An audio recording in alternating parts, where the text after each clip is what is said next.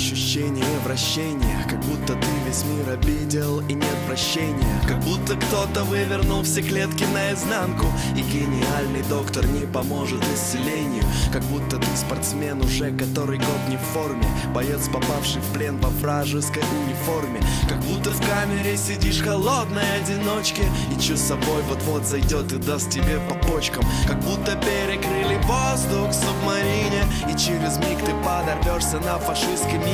Как будто город твой охвачен революцией, бросаются камнями, бегут по улицам, по опустевшим игровым площадкам. Ветер разносит крики призраков, вчера здесь были дети. И в этой тишине под скрип разбитой двери звучит далекий колокол твоей потери. Пусть все реки вытекают до последнего ручья, я тебя не променяю, потому что ты родная. Пусть все реки вытекают до последнего ручья, я тебя не променяю, потому что ты родная.